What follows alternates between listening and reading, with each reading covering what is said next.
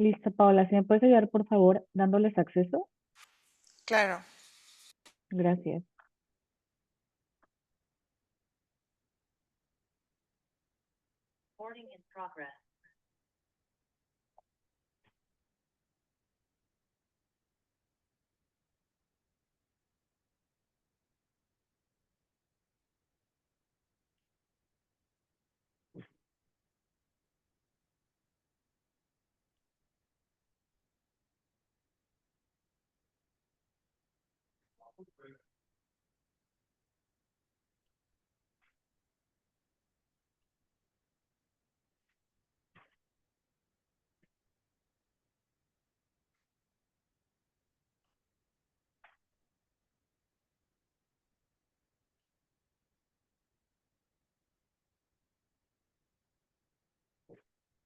Hola, hola, Cecia.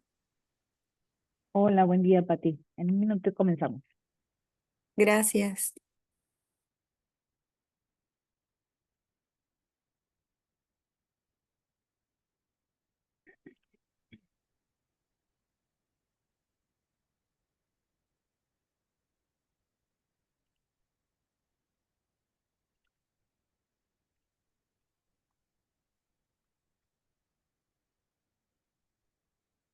Muy buen día tengan todas y todos. La Comisión Estatal de Derechos Humanos del Estado de Nuevo León les da la más cordial bienvenida a esta conferencia virtual titulada Conociendo la Disautonomía. Antes de iniciar formalmente, queremos compartirles algunas indicaciones para aprovechar al máximo esta sesión. Les pedimos registrar su asistencia a través del enlace que hemos compartido en el chat, que puedan mantener sus micrófonos apagados durante la conferencia para evitar interrupciones, que si les es posible puedan encender sus cámaras, ya que siempre es agradable vernos y generar un espacio más cercano. Y finalmente les invitamos a anotar sus dudas o comentarios y compartirlos en el chat, ya que al final tendremos un espacio destinado a preguntas y podremos retomar estos apuntes. Con estas sencillas indicaciones damos inicio formal a la sesión, que se realiza en el marco del mes de concienciación de la disautonomía. Agradecemos su presencia virtual y reconocemos su interés en este importante tema. Para ofrecer el mensaje de apertura, cedo el uso de la palabra a la doctora Susana Méndez Arellano, presidenta de esta Comisión Estatal de Derechos Humanos.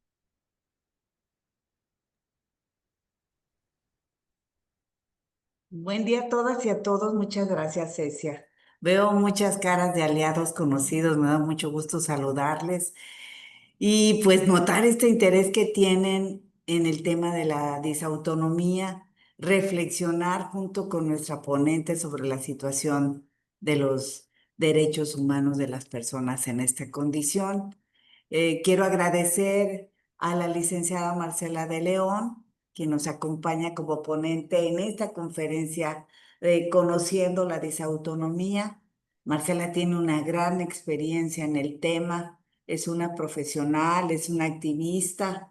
Bienvenida, licenciada, es un gusto contar con tu colaboración en esta actividad que forma parte de la agenda del mes de concientización sobre la disautonomía.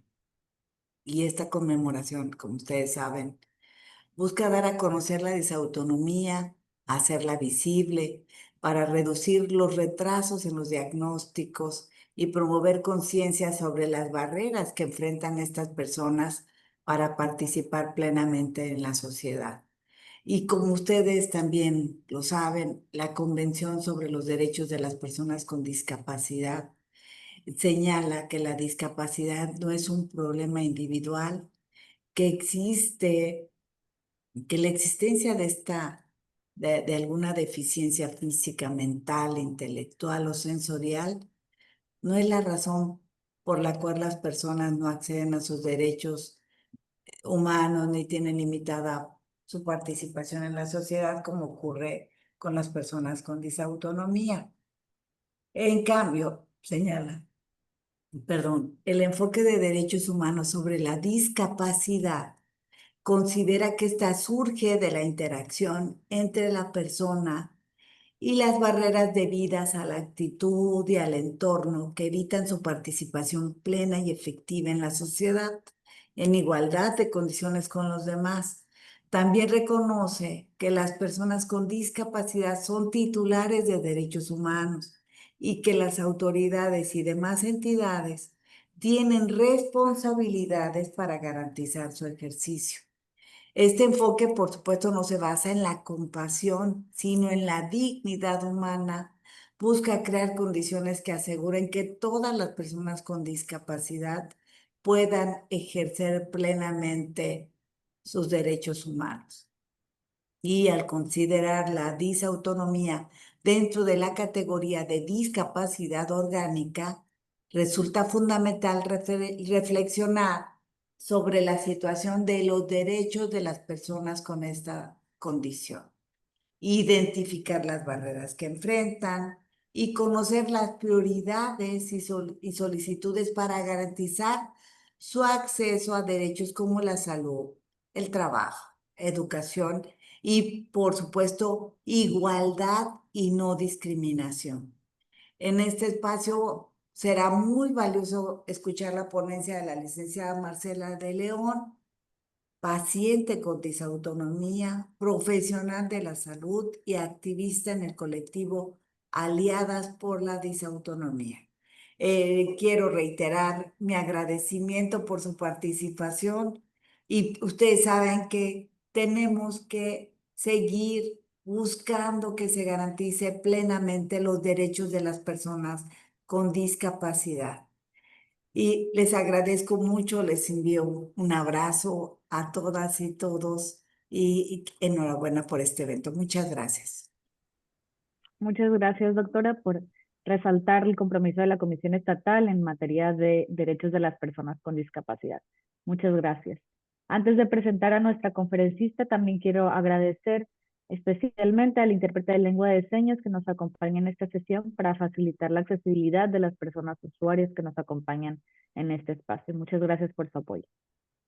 Ahora sí, a continuación, damos paso a la conferencia Conociendo la Disautonomía, que será impartida por la licenciada Marcela Alejandra de León Sala. Ella es licenciada en nutrición con especialidad en nutrición clínica y cuenta con una maestría en nutrición clínica y endocrinología. Desde 2014 se ha dedicado a la consulta privada. A partir de su diagnóstico de disautonomía en 2019, ha orientado parte de su práctica profesional a la atención de pacientes que viven con esta condición. Forma parte del colectivo Aliadas por la Disautonomía, desde donde impulsa acciones para visibilizar, educar y acompañar a las personas con esta condición. Le damos una cordial bienvenida y le cedemos el uso de la palabra para escuchar su exposición. Bienvenida, Marcela. Muchas gracias. Gracias, buenos días a todos. Voy a compartir pantalla. ¿Sí la pueden ver? Sí, Marcela. Solo no está en pantalla Ok, completa, pero sí. sí la vemos. Ok, bueno, espero se pueda ver todo, pero ok, buenos días. Muchas gracias por darnos este espacio. Digo, de parte de el colectivo Aliadas por la Disautonomía, lo que es la comisión, yo creo que fue de los primeros, de las primeras puertas que nos abrieron en Nuevo León y la verdad es que estamos eternamente agradecidas. Aliadas por la Disautonomía, como ya nos dijeron, es un colectivo mexicano que em, nuestro enfoque es tratar de dar acompañamiento, compartir información y educar a la población sobre lo que es la disautonomía y las barreras que podemos llegar a tener al ser considerada como una discapacidad invisible. El colectivo está formado por 4 miembros: Disautonomía Puebla, Equilibre NUT, Disautonomía GDL y Paulina Carvajal. Marcela, te interrumpo un segundo. Perdón, No estamos viendo el avance de la presentación. Yo creo que porque no está todavía en pantalla completa el archivo. está en pantalla completa. Mm, ¿Quieres intentar otra vez? Sí, lo voy a sacar. Ahí se Compartir. ve. Ahí ya. Ahí ya, a ver si puedes intentar avanzar. Ahí ya se ve Ujú. perfecto. Pero se ve en chiquito, ¿verdad? Se ve bien, pero sí, no lo vemos en pantalla completa. Ah, ok, pero así sí se ve bien. Sí, sí se nota Ok, bien. ok, muy bien. Gracias. Lo que es la disautonomía es un término que empezó a tomar mucho auge después de la pandemia. Y me gustaría empezar con los 7 síntomas más comunes de la disautonomía. Son 7 síntomas que yo creo que todos en algún punto de nuestra vida hemos experimentado. Es discapacidad para mantenerse de pie, fatiga, mareo o aturdimiento, náuseas y otros tipos de síntomas digestivos, neblina mental o batallar para enfocarse, para concentrarse o para em, este, realizar una conversación con un hilo, palpitaciones o dolor de pecho y dificultad para respirar. Al ser estos los 7 síntomas más comunes, puede llegar a ser mucho más complicado el diagnóstico y por eso me gusta presentarlos antes de decir qué es y qué más síntomas pueden presentarse. Existe una asociación en Estados Unidos que se llama The Dysautonomia Project y ellos se encargan de hacer mucha investigación sobre la disautonomía y ellos publicaron estos 7 síntomas más comunes.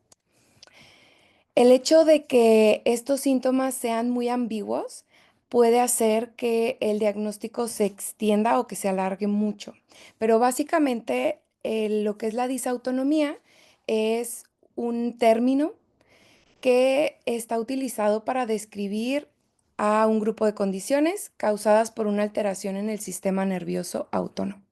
El sistema nervioso autónomo es la parte del sistema nervioso que controla los procesos automáticos, lo que mi cuerpo hace sin que yo tenga que pensarlo. Por ejemplo, la presión arterial, la respiración, la temperatura corporal, la digestión, la hidratación de la pupila o de los ojos, la regulación de hormonas. Y al haber una alteración en este sistema nervioso autónomo, pues se va a considerar como una disautonomía. ¿Ok? Existen 15 tipos diferentes de disautonomía. En la parte de su lado derecho están las más comunes. eh, Son nombres no muy usuales y no me voy a meter mucho en eso. Simplemente me gustaría digo, el hecho de que son 15 tipos diferentes hace que el que puedan identificar uno o el otro puede llegar a ser un poco más complicado. Los, al, en el momento en el que el sistema nervioso autónomo está alterado y me arregla o me regula todas las condiciones automáticas, los síntomas pueden ser muchos, más de esos 7 que mencioné en un inicio. Pueden llegar a ser más de 100 síntomas y esto también hace que el diagnóstico sea muy complicado.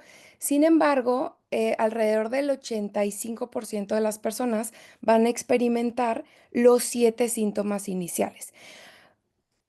¿Cuál es la diferencia entre una persona que no tiene disautonomía y a lo mejor siente palpitaciones versus una persona que sí tiene disautonomía? Que los síntomas van a ser de forma constantes. Habitualmente, para que un médico o un profesional de la salud ya como que se ponga a investigar más allá, debería de estar teniendo limitación o una limitación al movimiento, una limitación al llevar una vida común o entre comillas el día a día y habitualmente después de los 3 meses es cuando se ponen a investigar o a poner un poco más atención sobre el diagnóstico. En Aliadas por la Disautonomía cada año hacemos un censo debido a que no tenemos cifras oficiales. Entonces, como no hay cifras oficiales, pues nosotros hacemos nuestras propias cifras. Les voy a presentar las cifras del año pasado, ya que las de este año todavía vamos a cerrar el censo en 2 días más. Pero bueno, más o menos como para que se den una idea del impacto que tiene la disautonomía en México. El año pasado, 1,003 personas contestaron el censo, principalmente el 94% de las personas son mujeres. que si lo comparamos a nivel mundial, alrededor del 90% de las personas con disautonomía en el mundo van a representarse por mujeres. En México, la mayoría de la población está ubicada en Jalisco. Sí estamos por aquí en Nuevo León. La realidad es que Jalisco empezó con todo el movimiento mucho antes, em, y eso les da un avance en los diagnósticos, y consideramos que eso también tiene que ver en que las cifras estén más ubicadas en Jalisco. El rango de edad a nivel mundial se ubica en etapa reproductiva en las mujeres, ¿sí? Aquí en México principalmente se ubican entre los 25 y los 32 años, que también tiene que ver en la etapa reproductiva. Hablando del diagnóstico, desafortunadamente, bueno, el 35% de las personas les dicen tienes disautonomía, pero no les dicen el tipo de disautonomía. Tenemos 15 tipos. Cada tipo tiene lo suyo y hay especificaciones sobre el tratamiento. Y precisamente por eso sería importante el que cuando diagnostican los médicos, que puedan decir el tipo de disautonomía, como para hacer las cosas como más específicas. Hablando del diagnóstico a nivel mundial, se estima que una persona tarda alrededor de 6 años en poder ser diagnosticados. En México, el 28.8% les va a tomar o les ha tomado entre 1 y 5 años, pero el 28.6% más de 10 años. Alrededor de el 90% o el 89.9% de las personas tienen este diagnóstico en una institución privada. No significa que esto es porque no tienen acceso a una institución pública. Muchas veces tiene que ver que en la institución pública no les hicieron mucho caso a los síntomas, y que por eso tuvieron que buscar los recursos para poder darse el diagnóstico por el área privada. Las especialidades que más se dedican a el diagnóstico son los cardiólogos y los neurólogos. Al ser una alteración del sistema nervioso, por eso los neurólogos son uno de los principales profesionales que dan el diagnóstico, pero como alrededor del 85% de las personas van a experimentar síntomas cardiovasculares, como alteraciones en la presión, desmayos, palpitaciones, en México el 75.6% de las personas han tenido o han logrado su diagnóstico con un cardiólogo. Hay más especialistas que pueden diagnosticar, pero estos son los dos más importantes. Alrededor del 54% de las personas con disautonomía van a tener otro diagnóstico. De hecho, hablando de disautonomía como tal, puede ser primario o secundario. Primario es que no hay otra enfermedad que esté asociada o que me pueda detonar la disautonomía. Y la secundaria es secundaria, como su nombre lo dice, a otra enfermedad. Y aquí puede ser por alteraciones hormonales como hipotiroidismo, puede ser por enfermedades reumáticas como fibromialgia, artritis, y hay enfermedades genéticas como el síndrome de Ehlers-Danlos, que es una alteración en la producción de colágeno que más del 50% de las personas con síndrome de Ehlers-Danlos van a tener disautonomía. El 58% de las personas van a tener que comprar sus medicamentos por su propio bolsillo, y gastan alrededor de entre 1,000 y 5,000 pesos al mes.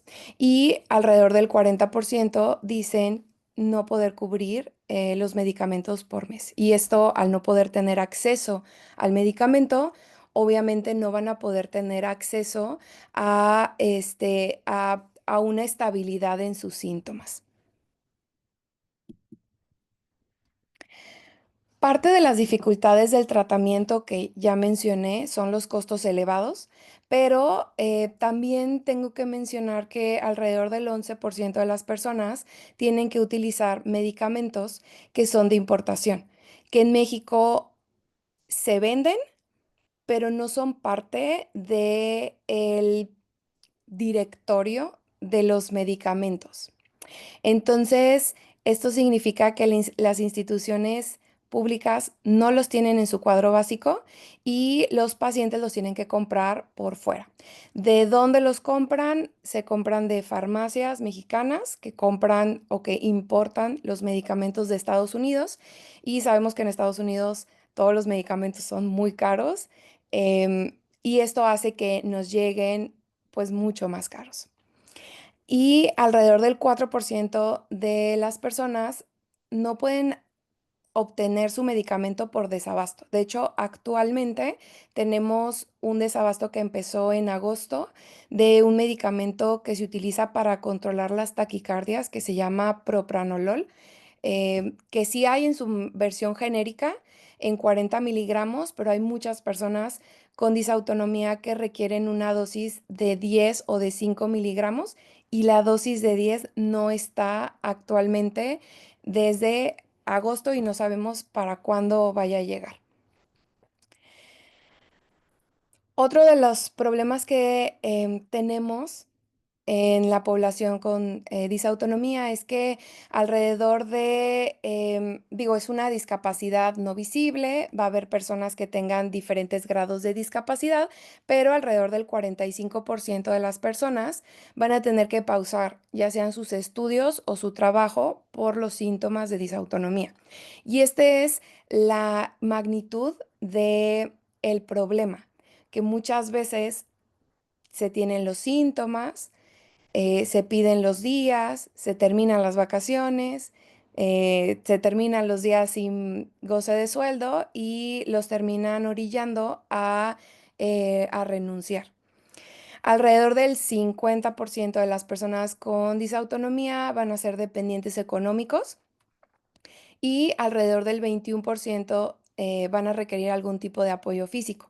Aquí entran tanto bastón como silla de ruedas, muletas. En el caso, por ejemplo, de las personas que tienen otro tipo de condiciones, como artritis o como síndrome de Ehlers-Danlos, aquí se pueden utilizar otro tipo de apoyos.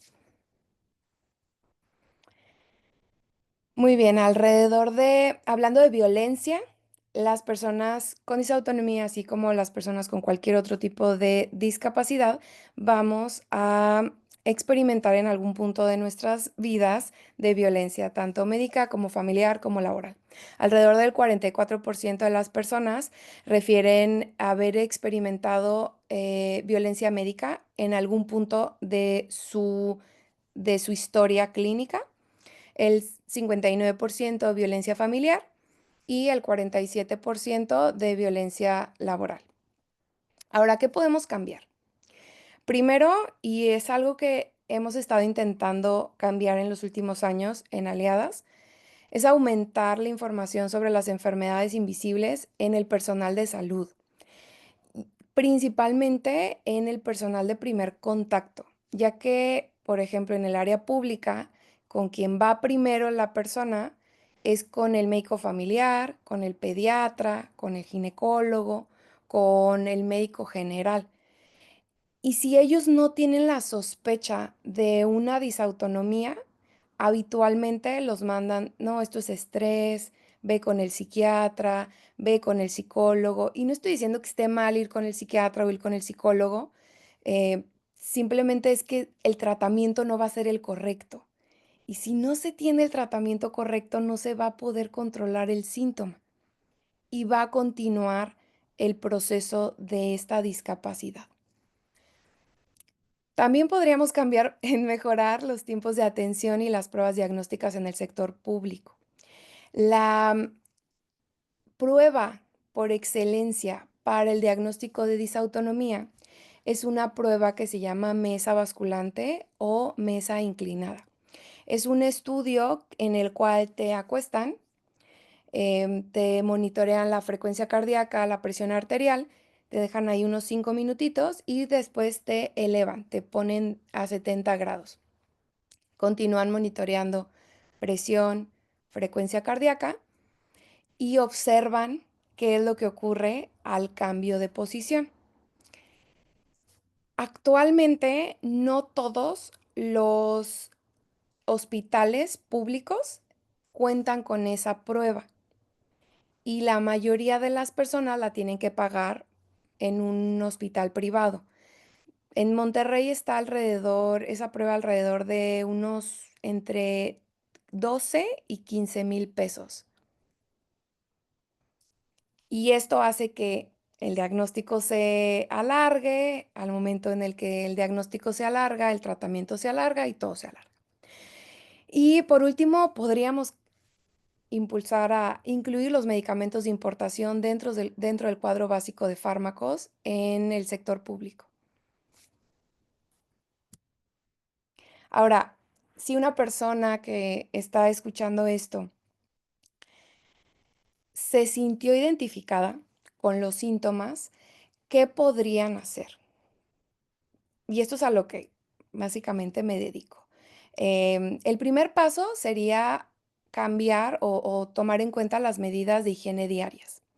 En la disautonomía está documentado que las personas tienen alrededor de un 10% menos de agua en el cuerpo, o sea, tienen una deshidratación de forma crónica.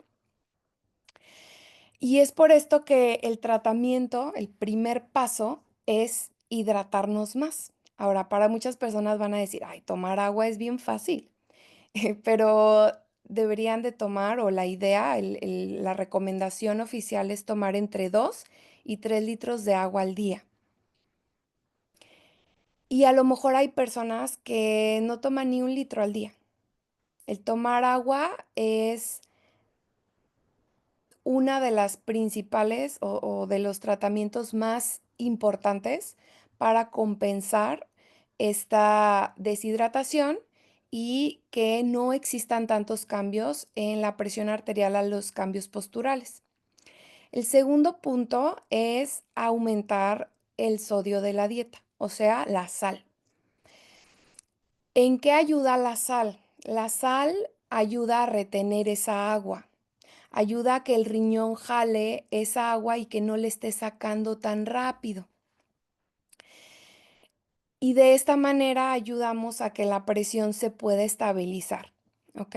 Ahora, el consumo de sodio va a depender del tipo de disautonomía y aquí sí es importante que se acerquen a un profesional de la salud, ya sea un cardiólogo, neurólogo o un nutriólogo que sepa sobre el tema para que les pueda orientar sobre la cantidad de sal, ya que la cantidad de sal va a depender de los síntomas y va a depender de la persona, pero puede fluctuar entre los 3 y los 10 gramos al día. Ahora, hablando de alimentación, deberíamos de llevar todas las personas, tengan o no tengan disautonomía, una alimentación lo más saludable posible. Lo menos que se pueda incluir alimentos procesados, alimentos muy ricos en carbohidratos o muy ricos en grasas. Esto es a nivel general. Pero en personas con disautonomía, el consumir alimentos muy ricos en carbohidratos y grasas va a generar una exacerbación de los síntomas después de los tiempos de comida. En el caso de que una persona experimente fatiga después de los tiempos de comida, se recomienda descansar alrededor de 20 minutos y probar una dieta que está fraccionada. O sea, en lugar de hacer 2 comidas pesadas en el día, hacer a lo mejor 5 o 6 comidas pequeñitas, pero más frecuentes para que no exista tanta fatiga. También se tienen que descartar deficiencias de nutrientes. De las deficiencias más comunes en disautonomía es la vitamina D, el hierro, la vitamina B1 que se llama tiamina y la vitamina B12 que es cianocobalamina. No existe una dieta específica para disautonomía, pero sí existen muchos tipos de dietas que se pueden utilizar. dependiendo ahora sí de los síntomas, va a ser el tratamiento en el aspecto de la nutrición. Hay más recomendaciones, por ejemplo, el usar medias de compresión. Las medias de compresión son medias que pueden ir hasta la rodilla, hasta el muslo o hasta el tronco, que generan una presión externa para que compense la hipotensión de los vasos sanguíneos. Y de esta manera nos ayuda a regresar la sangre de los pies hacia el tronco y nos ayuda a que no haya tantos cambios en la presión arterial después de estar sentada a de pie.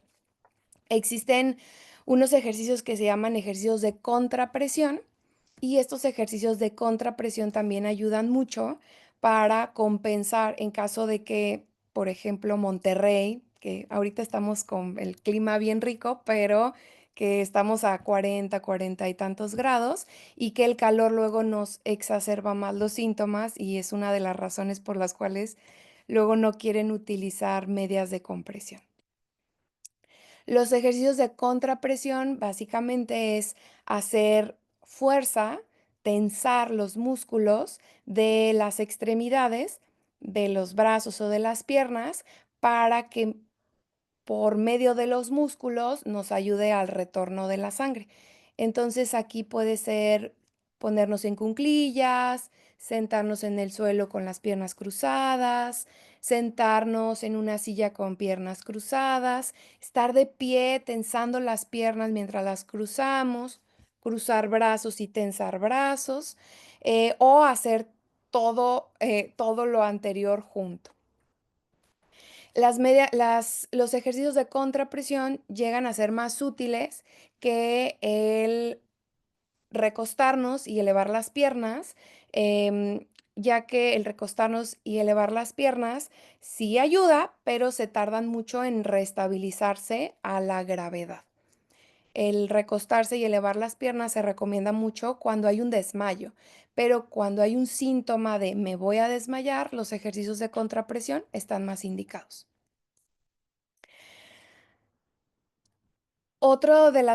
Bueno, ya las últimas 3 medidas de higiene es realizar ejercicio físico. Aquí luego se crea un círculo vicioso, porque como me siento mal al moverme, me quiero mover menos, pero entre menos me muevo, menos tolerancia voy a tener al movimiento. Y sí es muy importante el mantener lo más que se pueda el movimiento para así regular este sistema nervioso y que no haya tantos síntomas a los cambios posturales, tantas fluctuaciones en la presión. Se recomienda empezar con ejercicios reclinados o en agua, ejercicios como máquina de remos, como bicicleta recumbente, son muy bien tolerados y de forma paulatina poder progresar a ejercicios de pie. También tenemos que asegurar el descanso nocturno, que esto igual, todos deberíamos de hacer esto, todos deberíamos de dormir entre 6 y 8 horas por la noche, pero en cualquier persona que tiene una condición médica, que ya vive con una fatiga, tiene que asegurar con mayor razón el descanso. El no descansar va a exacerbar los síntomas al día siguiente y precisamente, por eso es importante hacer las cosas como lo que todos deberíamos de hacer. Por último, deberíamos también delimitar los factores de deshidratación. Si yo ya estoy comentando que las personas con disautonomía tienen alrededor de un 10% menos de agua, y a lo mejor me tomo un café o consumo chocolate, consumo alcohol, que son sustancias que me van a deshidratar más, pues nada más me van a dar más síntomas. También, por ejemplo, los espacios muy calientes van a generar que sude más, que me descompense y que me deshidrate más. Entonces, lo que son saunas, los baños de vapor, baños calientes, los lugares muy calientes, lugares con mucha gente, pueden detonar síntomas. El mejor tratamiento en disautonomía y en cualquier otro diagnóstico es la educación. Y espero que les haya aclarado un poco más sobre el tema de la disautonomía. Muchas gracias por quedarse a escuchar esta plática y abro ahora sí el micrófono a Cecia para ver qué dudas tienen. Muchísimas gracias, Marcela, por esta información tan valiosa y por acercar el trabajo también del colectivo de aliadas. Pues abrimos un espacio para preguntas o comentarios del público. Quienes deseen participar pueden hacerlo a través del chat. Voy a revisar si hay preguntas al momento y si no en lo que van poniendo, me gustaría proponer un par para iniciar la conversación en este cierre. Y después leo en el chat. Un poco ya nos comentabas, Marcela, sobre este interés del colectivo de aliadas por mm, tener este espacio de incidencia en las autoridades de salud, para la visibilización, para la capacitación también de primer contacto. Entonces me gustaría empezar por eso, saber si han tenido acercamiento con las autoridades locales de salud, o cuál ha sido como esos avances, digamos, en los procesos de incidencia en esta materia. Bueno, en Nuevo León vamos lento, pero no quitamos el dedo del renglón. Jalisco es quien tiene hasta el momento mayor alcance. En Jalisco ya se está contemplando el abrir una clínica pública exclusiva para disautonomía y alteraciones del sistema nervioso. Se cuenta con un equipo médico de especialidades diversas para el tratamiento y la atención y digo, se supone que en los años que vienen se tendría contemplado la apertura de una clínica pública. Aquí en Nuevo León ya hemos tenido conversación con Secretaría de Salud. De momento, digo, estamos como a paso lento. Cosas que hemos podido lograr en Nuevo León este año fue el primer año que hicieron iluminación en octubre, más monumentos que la comisión. Se iluminó el Palacio de Monterrey, se iluminó la Torre de Agua de San Nicolás. Y ya tenemos contacto con diputadas y regidoras de algunos de municipios de aquí de Nuevo León, con la intención de ir abriendo un poco más el diálogo con el área de Secretaría de Salud. En su momento, pero se quedó como en pausa, hemos conversado con Secretaría de Salud sobre poder dar pláticas a personal de primer grado de atención, pero todavía no hemos llegado a una como fecha y todo esto. Digo, ahí vamos despacito, pero vamos. Buenísimo, muchísimas gracias, Marcela. Me gustaría plantear otra pregunta ahora que comentabas que todavía está abierto el censo y que todavía hay Ujú. posibilidad de participar. ¿Cómo podemos acceder al formulario o cómo podemos difundirlo también? Lo que es el formulario está en nuestras redes sociales.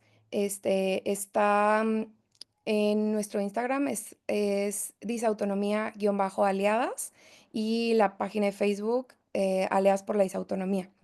Ahí es una liga de un Google Forms, y ahí la llenan. Digo, cosas que sí pedimos es que sean mexicanos que vivan ya sea que sean mexicanos o que vivan en México y que tengan el diagnóstico de disautonomía. Si tienen una sospecha, eh, preferimos que no lo llenen porque pueden ser más cosas, ¿sí? Puede haber otro tipo de diagnósticos que semejen la disautonomía y nos puede falsear ahí un poco el aspecto de la información. Ok, muchísimas gracias. Ahorita vemos si podemos compartir el link por acá.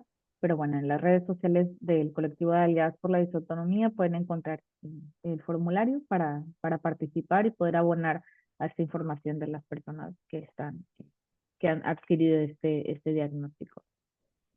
Finalmente veo por acá en el chat una pregunta que me parece que ya has respondido en el espacio que hemos tenido, pero no me gustaría pues dejarla de paso y un poco tal vez para como recordar o resumir brevemente. Juan Carlos pregunta, ¿cómo podemos definir la disautonomía para el público que está muy cerca de esta materia? De este tema. La definición es una alteración en el sistema nervioso, entonces la manera más sencilla que se me ocurre explicar eh, es un problema en la parte del cuerpo que se encarga de hacer todas las cosas que hace sin pensar. Este, respirar, enfocar, la digestión, regular la frecuencia cardíaca, la temperatura corporal. Esa sería la definición más sencilla de disautonomía. Muchas gracias, Marcela. También por acá nos platica Patti, y un poco también ya lo comentabas, pero para retomar estas como recomendaciones generales, Patti pregunta, ¿alguna persona que pudiera sugerir a los diferentes especialistas que no saben especialistas médicos que no saben de esta condición? En Aliadas, en la página disautonomía.com.mx, tenemos un directorio médico. En el directorio médico viene desglosado por estado de la república y viene también identificado el tipo de especialidad que es. Yo normalmente siempre les digo, si sientes que tienes disautonomía y tienes la posibilidad de ir con un médico especialista, em, si la mayoría de los síntomas están mediados hacia el área cardiovascular, ir con un cardiólogo. ¿Sí? Si, por ejemplo, personas que dicen yo me desmayo, estoy hipotenso todo el tiempo, me mareo constantemente, em, siento como que palpitaciones, hago ejercicio y al momento de hacer ejercicio me acelero súper rápido y me sofoco, sería ir con un cardiólogo. Si los síntomas son más, por ejemplo, de no controlo mi temperatura, sí me mareo, pero no me desmayo. De repente sudo mucho y de repente dejo de sudar, como que batallo para enfocar, sería más un neurólogo. De acuerdo, muchas gracias, Marcela. Acá en el chat justo compartí el enlace del sitio web de Disautonomía y también el enlace directo al directorio en esta materia. Me parece Gracias. que ahorita, releyendo la pregunta de Patti, me parece que digo, que esta información es valiosísima, pero ya he planteado un poco más como a dónde se pueden acercar las Ah, personas ya. como profesionales en esta materia, que creo que también justo el sitio de Aliadas es una muy buena herramienta, pero no sé si quieras abonar un poco más Sí. como en este punto. El la disautonomía internacional es, la asociación, de forma internacional que tiene información tanto para público en general como para médicos. Es un sitio en inglés, pero le pueden poner ahí traductor con el de Google para la página, y ahí hay mucha información para médicos específicamente. Viene de forma como separado, tienen una pestañita para pacientes y otra para profesionales de la salud, y viene explicado como más a detalle para los profesionales de la salud. Esa es una. Otra, la de Disautonomía Project, tiene un libro que el libro originalmente era en físico y tiene de un lado del libro viene la información para el paciente y del otro para el médico, y explica de una manera muy fácil para el paciente, pero muy clínica para el profesional de la salud. Ahorita, de hecho, creo que desde el año pasado este libro ya lo venden en línea y ya tienen las dos versiones, para médicos y para pacientes. Perfecto. Muchas gracias, Marcela. También en el chat nos plantean sobre un contacto de un especialista en Guadalajara. Me parece que justo en el directorio tiene ahí Sí, enlistados a varias personas de contacto, entonces ahorita les reenvío sí. el link. De Guadalajara hay una neuróloga que nos ha apoyado muchísimo, que está muy bien informada sobre disautonomía, tratamiento. Se llama la doctora Claudia, pero no recuerdo el nombre. Este, ay, ay, ay, ay, ay. Claudia Claudia, Mendoza, me parece. creo que es Claudia Mendoza, pero si no, lo pueden verificar en el directorio mejor. Perfecto. Muchísimas gracias, Marcela. Em, Nos comentan por ahí en el directorio que no identifican mucho a personas de Nuevo León. No sé si Sí tengas ahí hay en Nuevo León, está como Monterrey. en Monterrey. Este, lo voy a abrir como quiera por aquí. No hay o sea, no hay muchos especialistas, pero sí hay especialistas. Este, el directorio está dividido en dos. Puedo compartir pantalla para decirles cómo. Adelante, Marcela. Sí. Ok, ¿sí se ve? Sí, Ok, esta es la página y aquí está el directorio médico y en el directorio está como en dos partes. Están los médicos a nivel nacional, que aquí principalmente van a estar neurólogos y cardiólogos y los médicos complementarios, ¿ok? En los dos está por estados de la República y aquí empieza con Aguascalientes, le siguen todo para abajo hasta llegar a Monterrey. Y aquí están. Todos los que están en Rosita. No tenemos muchos, pero tenemos. Sí, aquí hay 2, 4, 6, 7, 8. 8 médicos de que ellos son cardiólogos o neurólogos. perfecto. Muchas gracias, Marcela. Les invitamos entonces a que puedan conocer el directorio y demás recursos con los que cuenta Aliadas por la Disautonomía. Para cerrar, Marcela, me gustaría plantear esta pregunta como más general. ¿Cómo, cómo podemos como público en general, como aliadas, aliados o como sociedad en general contribuir a la visibilización y comprensión de la disautonomía? Mm, Primero, si conocen a alguien con disautonomía, el no minimizar los síntomas. Em, Segundo, lo que es el mes de la disautonomía es octubre y la disautonomía internacional estableció que el color turquesa es el color como para dar visibilidad a la disautonomía. Entonces pueden portar algún tipo de lazo, color turquesa o compartir información durante todo el año, no tiene que ser en octubre.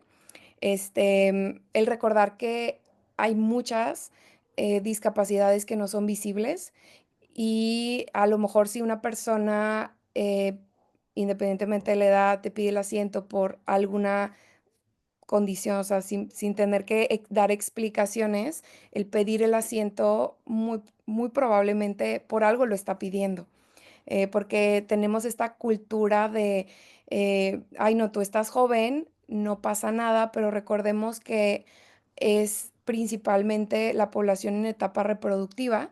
Entonces, hay pacientitos de 9 años con disautonomía, de 18, de 20, de 30, de 40, que habitualmente en el transporte público vemos más para los adultos mayores y no estoy diciendo que esté mal, está bien, pero si una persona no quiere ceder a lo mejor el lugar a una persona, a un adulto mayor, no, por algo es. Sí, no tenemos que dar tampoco la explicación, la cátedra de es que tengo esto, el poder tener esta apertura de escuchar o de no juzgar al otro porque se ve completito, tiene sus dos manos, sus dos piernas y puede caminar, no significa que no está mareado, que no le duele alguna parte del cuerpo o que no se puede mantener de pie por periodos prolongados. Entonces, eso es lo que podrían hacer o ayudar a la comunidad, es comunidad en general con discapacidad que no es visible, pero que entra también en disautonomía. Claro, muchas gracias, Marcela. Y No, muchas gracias gracias. también a todas las personas que han compartido sus dudas, sus reflexiones y a Marcela por la apertura para poder responder a estas cuestiones. También antes de cerrar la sesión me gustaría poner a su disposición también los servicios de la Comisión Estatal de Derechos Humanos. Cuando no reciben servicios de salud adecuados, ante esta situación de desabasto de medicamentos, ante la violencia institucional que ya se comentaba, ¿no? En los servicios de salud o en cualquier otro espacio, eh, están disponibles los servicios de la Comisión Estatal de Derechos Humanos para poder acompañarles, orientarles y cuando es necesario, pues iniciar los procedimientos de queja correspondientes cuando han sido afectados sus derechos humanos, insisto, a la salud, a la igualdad y no discriminación, protección y demás. Entonces, ahorita en un momento les dejo el sitio web de la comisión para que puedan conocer los datos de contacto y si están en una situación ustedes o alguien cercano o cercana en afectación de sus derechos humanos, que puedan saber que está a la disposición del servicio de la comisión. Tengo una pregunta más y ahora sí con esta cerramos, Marcela. Patti nos pregunta, ¿existe alguna asociación o imagen o se hace alguna campaña para las discapacidades no visibles? No sé si quieras Em, aportar un poquito más tú sobre la campaña que se está realizando desde Disautonomía. este, existe una bandera de las discapacidades y ahí representa las discapacidades visibles, auditivas, sensoriales, motrices, perdón, y básicamente involucra a todos los tipos de discapacidades. em, Y hablando de las discapacidades no visibles, se hace una semana al año una campaña internacional para las discapacidades no visibles, que fue justo la semana pasada, me parece, fue del 19 de septiembre. Déjenme checo el calendario porque fue del 19, me parece, al 25. Y es precisamente una campaña que se hace a nivel internacional para dar visibilidad a todas las discapacidades no visibles, que hablando de discapacidades, se estima que el 90% de las discapacidades representan no visibles o bien discapacidades que son dinámicas. Quiere decir que algunos días ocupan bastón o silla de ruedas y otros días están, o sea, no ocupan ningún tipo de apoyo para movilidad. Muchas gracias, Marcela. Y justo acá me gustaría resaltar, ¿no? el concepto que establece la Convención sobre Derechos de Personas con Discapacidad, que dice que este es un concepto que evoluciona y que así ha venido evolucionando y la importancia de poder reflexionar sobre estas barreras que siguen enfrentando las personas con discapacidad debidas al entorno y a la actitud. Mm. Bien, pues para concluir esta sesión reiteramos nuestro agradecimiento a la licenciada Marcela de León por su tiempo y compromiso, así como a todas y todos ustedes por acompañarnos en esta importante conferencia. Desde la Comisión Estatal de Derechos Humanos de Nuevo León, reafirmamos el compromiso con la promoción de una cultura de respeto a los derechos de todas las personas en Nuevo León. Les deseamos un excelente día y muchas gracias por participar. Muchas Gracias, gracias Marcela. por darnos el espacio. Lindo día. Gracias. Gracias, muy buen Gracias. día. Buen día. Gracias. Gracias. Gracias. Gracias. Muchas gracias por toda Luego. la información. Gracias, hasta luego, buen día. Buen día.